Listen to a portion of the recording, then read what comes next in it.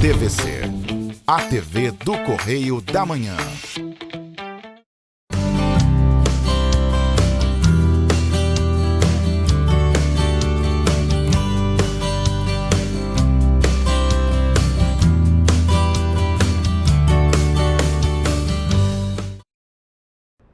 Olá pessoal, o Rosina de AZ de hoje vai trazer para vocês um movimento literário que ocorreu antes, muito antes do Brasil ter sido descoberto pelos portugueses.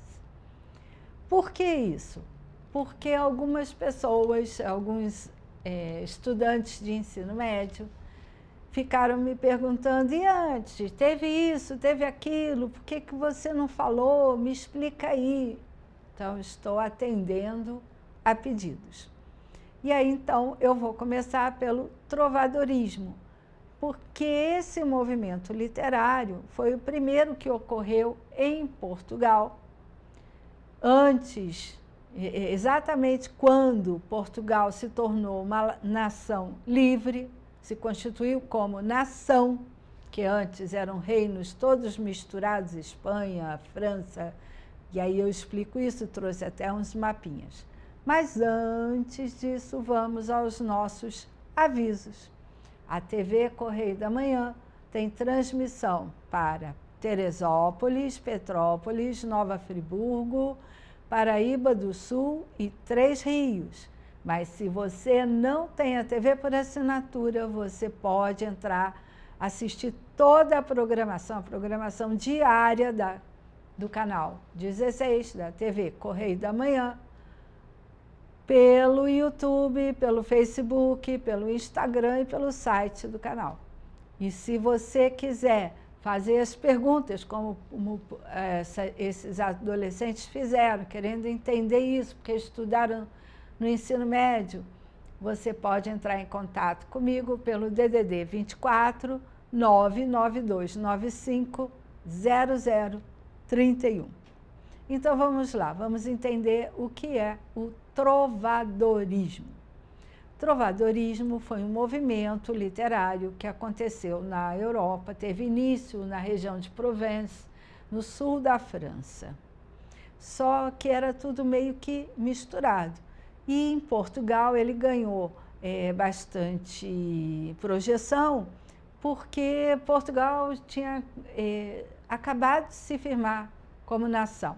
Para você ter uma ideia, Portugal se tornou uma nação livre em 1143.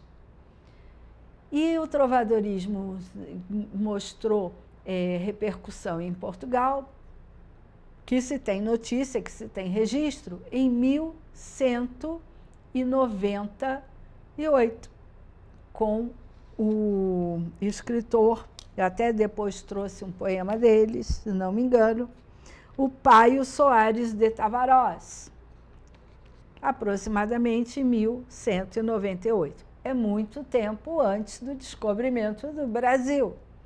E o que consiste esse trovadorismo? Então, vamos entender. Vamos buscar essa semelhança com as nossas raízes portuguesas. Brasil foi colônia de Portugal, foi descoberto e foi colonizado por Portugal. E no Nordeste, nós temos, dentro da nossa cultura, influência dos trovadores portugueses, que as trovas são aqueles versinhos de versinhos pequenos, simples, com rima, acompanhados de um instrumento musical. Então, se você pega aqueles que nós chamamos de repentistas do Nordeste, que estão lá com a viola e fazendo versos, e cantando os fatos cotidianos e as coisas que estão acontecendo, eles são trovadores. Essa é a trova. A poesia, nessa característica de trova, ela é cantada. Onde mais que nós vemos essas trovas? Nas cantigas de roda. Até músicas infantis que hoje são proibidas, como Atirei o Pau no Gato. São trovinhas, versinhos como Sou pequenininha, do tamanho de um botão. É uma poesia simples, que vai fazendo rima. Bambalalão, senhor capitão, espada na cinta, sinete na mão. São trovinhas, são versinhos simples, com ritmo e cantados. Hoje, o que a juventude faz hoje chama de slam. Eles fazem rimas, fazem até debate de rimas, como os nossos repentistas nordestinos, e tem um ritmo marcado por um instrumento de percussão, tem música. Nada diferente dos trovadores de 1100. É uma manifestação popular humana. Ninguém precisou ensinar. Então, vamos lá ver um pouquinho do nosso trovadorismo. O contexto das primeiras manifestações das trovas portuguesas, eles vão mostrar a fusão da palavra com a palavra falada, né? Pouca coisa era escrita, não tinha imprensa, então você tinha que ter tido uma educação que lhe ensinasse a escrever, e isso não era comum, nem todo mundo poderia pagar. É espontânea, você faz o verso quase que de improviso, e isso se popularizou na Península Ibérica. O que é a Península Ibérica? É a região que abrange Espanha, Portugal e uma parte da França, principalmente a parte de Provence, que é o sul da França, tá? E aí a gente diz que o trovadorismo foi o primeiro movimento literário dentro da história da literatura portuguesa. Se antes não havia o Estado de Portugal, antes não existia Portugal, Portugal se tornou nação independente e livre em 1143. Esse movimento chegou a Portugal, começou a florescer em Portugal em 1198, aproximadamente. Então, foi o primeiro movimento literário de Portugal. E era ainda influenciado pelo idioma galego, que não era ainda o idioma português tal qual conhecemos hoje. Por quê? Porque havia a influência da região da Galícia, também próximo ali numa região da França. E eu acho que eu trouxe até um mapa, já mostro para vocês, tá? E aí, assim, nós temos, as poesias eram feitas, como é que eu vou dizer? Contava as histórias palacianas e contavam as histórias do povo mesmo, do que acontecia no convívio ali entre as pessoas. Exatamente como o repentista nordestino e a garotada do slam, que é a poesia com ritmo, com batalha de rima. É para ter rima, tá? Nem todo mundo que faz slam consegue ter rima, mas é para ter, o slam é para ter rima. E aí vamos lá, que eu vou mostrar o primeiro mapa que eu trouxe para vocês da região que tem a região dos reinos que havia em Portugal. No seu lado esquerdo, você tem o século, se não me engano, o século XII. Século XII, 1300. E o século XIII, 1400. Então, você tem a região de León, a região de Castela, a região de Aragão, a região de Portugal. Nos dois vai mostrando como vai mudando, conforme vão havendo os acordos entre os reis, vai mudando. Então, isso aqui ainda não tinha muito definido o que era Espanha, o que era a região da França, o que era a região de Portugal, e você pode ver que vai mudando os reinos. Aqui ainda são os reinos. E aí vamos ver um pouco mais das características da poesia e da época. Eu vou até olhar aqui para outra câmera que fica melhor. Então, eu tenho a poesia apoiada na música, como o repentista e como o slam. Eu acho que é slam, eu não estou falando errado, a poesia que a garotada faz com rima, e eles fazem o debate. Tá? Instrumentos usados eram a flauta, o alaúde, a viola, a gaita, sempre um apoio da música. Elas eram muito mais cantadas do que escritas. Algumas pessoas que soubessem escrever registravam sua poesiazinha. Vou dar um exemplo. Dom Diniz, um dos maiores trovadores, foi rei de Portugal. Ele escrevia e dava a um trovador para cantar no meio do povo as cantigas escritas por ele. E aí nós temos 4 tipos. Temos a cantiga de amor, a cantiga de amigo, a cantiga de escárnio e a cantiga de maldizer. Porque são as satíricas. Maldizer e escárnio são as satíricas. Desde que existem seres humanos na face da Terra, nós temos essa coisa de fazer a piada, de fazer troça com algumas situações do cotidiano. E eu trouxe, sim, para vocês uma cantiga de maldizer, uma cantiga de escárnio, que é satírica, para vocês verem. O próximo mapa, a gente já tem mais definido o que é a região da Espanha, o que é a região de Portugal e as fronteiras com a França. Nesse mapa, você vê, bem ao norte de Portugal, você tem a região da Galícia, que deu a influência para a formação também do português. Então, por isso se diz que nessa época de 1200, 1300, se falava o galego, que é uma mistura de espanhol, francês, latim e deu origem ao português.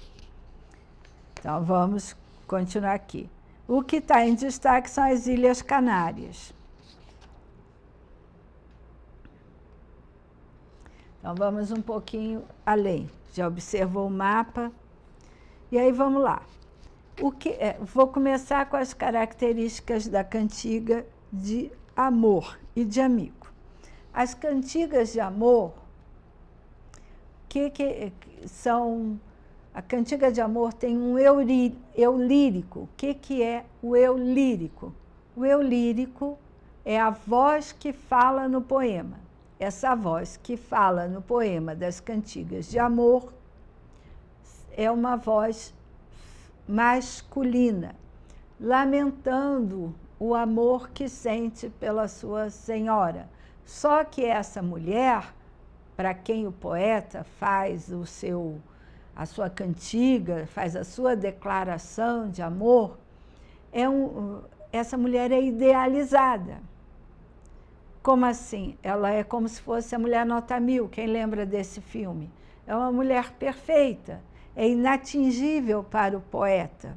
O poeta não tem acesso a ela.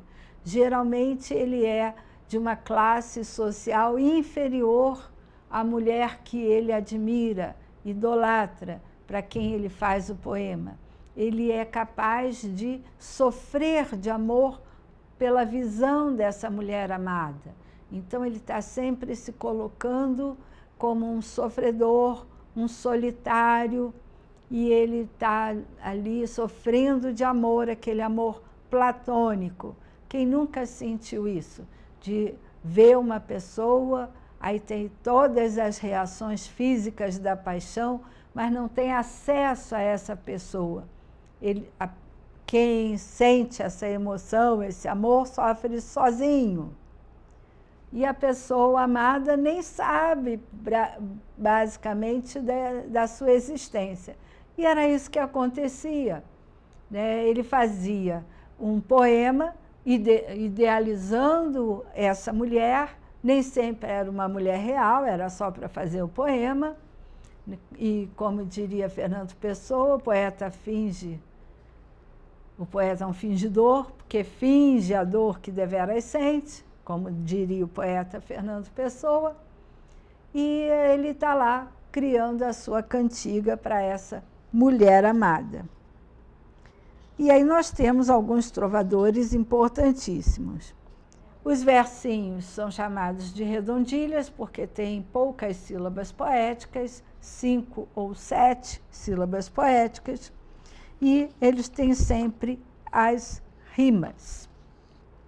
Aí agora, para vocês terem a ideia qual era a região da Provence, do Provence francês, tem um outro mapa que vai aparecer aí. Você tem Portugal, aqui na costa atlântica, você tem a Espanha, e lá em cima tem um quadradinho que mostra qual era a região da Provence francesa. A Espanha fazendo fronteira com a França. Depois você tem o Oceano Atlântico. E aí eu vou lembrar que a Idade Média, né, esses anos de 1100, 1200, 1300, os valores vigentes eram os valores judaico-cristãos, de você ter sempre uma religiosidade, você cumprir os preceitos dos 10 mandamentos, que depois, na nossa era, viraram os 10 mandamentos da Carta dos Direitos Humanos, que a Carta dos Direitos Humanos tem como base os 10 mandamentos, e você tem também a questão da palavra. A palavra tem valor. Então, mesmo esses poemas que falam de amor, que falam de maldizer, que falam do escárnio, que falam do amigo, são poemas que não ferem, de certa forma, a ética daquele período. Mas vamos lá. Também nesse período, nós temos os cancioneiros. Os cancioneiros são as obras que foram encontradas e registradas dessas cantigas desse período. Então, foram 3 cancioneiros principais, 3 cancioneiros, reunião dessas cantigas principais, que foram reunidas e estão guardadas, se não me engano, na Biblioteca do Tombo, que tem os trovadores. Então, nós temos Dom Sancho I, Dom Diniz, Dom Afonso X, Dom Sábio, e João Galhardi, João Zorro, Pai Soares do Taveró, Pero Gonçalves, Porto Carreiro, são vários cancioneiros. E os mais famosos, o Cancioneiro da Ajuda, que tem mais de 1.310 cantigas, o Cancioneiro da Vaticana, que tem 1.205 cantigas. Temos, entre elas, as do Dom Diniz. Temos o Cancioneiro da Biblioteca Nacional de Lisboa, com mais de 1.600 cantigas desse período. E aí vamos ver uma de cada vez. Vamos ver um pouquinho de cada uma delas. Acho que eu pulei várias páginas aqui para dar tempo de falar das cantigas hoje. Cantigas de amor. Já falei que tem um eu lírico, que é uma voz masculina declarando o amor pela mulher amada. E essa mulher amada é uma mulher inatingível. E ele demonstra um sofrimento amoroso sem igual, porque ela é uma mulher inatingível e perfeita. E aí agora eu vou pular para uma cantiga da Ribeirinha, do ano de 1198, do Paio Soares do Taveró. Só para ajudar os meninos que colocam a imagem, o slide aí para gente. Porque agora eu vou ler uma cantiga de amor desse Paio Soares. Para caber a maior parte da cantiga aqui dentro, eu botei uma barra separando os versos. Não conheço no mundo ninguém igual a mim. Aqui está no português de hoje, mas era escrita no galego. Enquanto me acontecer o que me acontece, pois eu morro por vós. Ai, minha senhora, alva e rosada. Tá ele já declarando amor à senhora dele. As cantigas geralmente têm um refrão, por isso são cantigas, mas que é para as pessoas decorarem. Lembra que é oral, cantado. Quereis que vós lembre que já vos vi na intimidade, ou seja, sem manto, sem a cobertura do rosto, sem o manto, mas com roupa, claro, hein? Só em vê-la passar sem o manto cobrindo o rosto, ele já ficou apaixonado. Mas dia aquele, pois vi que não sois feia. Aí pronto, ele viu a beleza da mulher, ficou encantado. E minha senhora, desde aquele dia, ai, venho sofrendo de um grande mal. Eu parei aqui porque a cantiga é muito grande e eu gostaria de ler também uma cantiga de Dom Dinis para vocês. Então, deixa eu ver a próxima. É uma cantiga de amor do rei português Dom Dinis. Tal estado me aduce, Senhor. Olha, o português da época não tinha a palavra senhora, era minha senhor. Então, quando escuto o senhor aqui, não é o senhor homem que conhecemos, é a senhora, é minha senhora, tá? Minha senhor. Então, vamos lá. O vosso bem, o vosso parecer. Então, ele foi encantado pela beleza, que é o parecer, e pela qualidade da pessoa que ela é. Que não vejo de mim nem do prazer, nem verei já enquanto eu vivo for. Então, ele não existe prazer maior enquanto ele viver do que ver essa minha Senhor. E não vir vós que eu por meu mal vi. Então, se ele não vê a mulher amada, se ele não vir a mulher amada, ele vai se sentir mal, vai sofrer. E queria minha morte e não vi, e não me vem. Se ele quer a morte, mas a morte não vem. Porque, minha Senhor, porque tamanho é o meu mal, que não vejo prazer de mim, nem de dia, nem de tal, nem verei já. Este credo bem. Então, ele não vê o bem enquanto não vê a mulher amada, nem vir você que eu por meu mal vi. Então, depois que ele viu a beleza e a qualidade da mulher, ele passou a sofrer, a vida perdeu sentido, que ele quer a morte não vem, porque o único prazer que ele tem na vida é ver a mulher amada.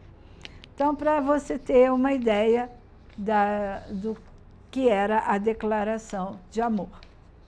A cantiga de amigo, ela tem um eu lírico feminino. Então, a voz que fala no poema é a voz feminina. E quem sofre por amor é a mulher. Só que esse amor não é um amor inacessível. É aquele amor realista. Ou ela já está prometida a um amado, ou ela se apaixonou por alguém e é correspondida. Esse alguém se afastou porque foi à guerra, porque está se deslocando de um lugar ao outro a trabalho, porque nós não tínhamos carros, né? E as mercadorias eram levadas por pessoas, que a gente chama de caixeiro viajante ou mascate, de um lugar para o outro. E imagina que o amado estava distante e ainda não voltou. Então, a amada ficava sonhando e esperando a volta do seu namorado. E aí ela sofria pela ausência dele. E na cantiga de amigo, ela vai fazer os seus lamentos como se estivesse conversando com a natureza, ou se estivesse conversando com a mãe, com a irmã, com uma amiga, se lamentando pela ausência do bem-amado. Então, é um amor real, não é um amor inatingível. E aí eu trouxe uma cantiga de amigo de Dom Dinis, o mesmo rei de Portugal, ele é um dos maiores cancioneiros portugueses, e a voz feminina vai se lamentar com as árvores, as flores, com a natureza. Ai, flores do pinho verde, do pinheiro verde.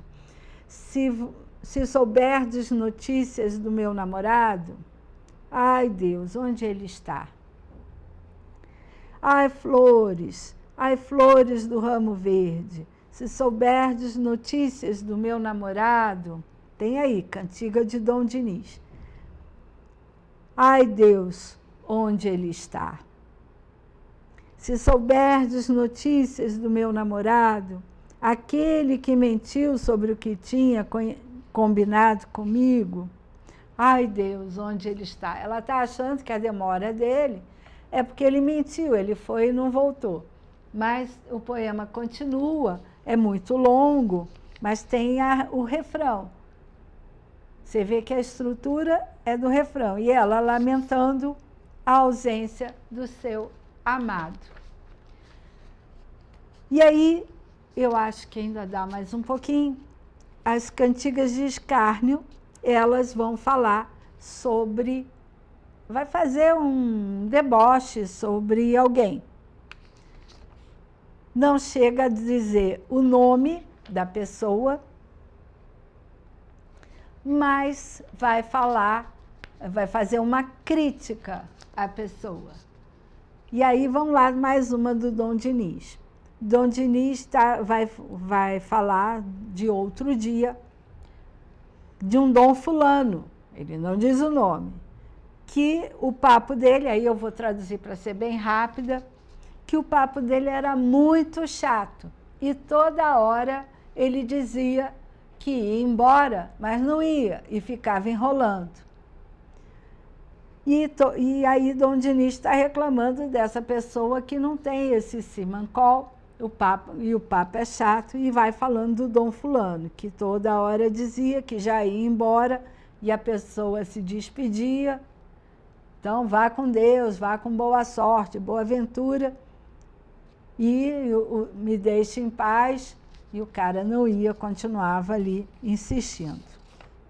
Na cantiga de maldizer, eu tenho um minutinho só, aí a pessoa já fala o nome, você já consegue identificar quem é a pessoa. E aí eu vou falar rapidinho da Dona Feia. Dona Feia queria que um cancioneiro fizesse uma cantiga para ela e ficou perturbando o cara. E o cara então resolveu fazer uma cantiga para Dona Feia. Dona Feia, foste-vos queixar, que eu nunca louvei você no meu cantar. Então eu vou fazer uma louvação no meu cantar, e louvarei desta forma. Dona Feia, velha e maluca.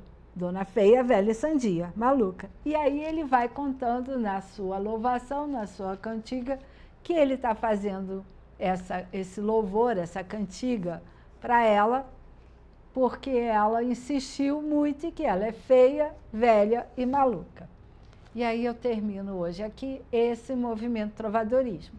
No próximo programa, eu vou falar o que veio depois, antes de chegar ao Barroco, nos anos 1400, 1500, tá bom? E agradeço a audiência de vocês, mandem suas dúvidas, suas sugestões e até semana que vem.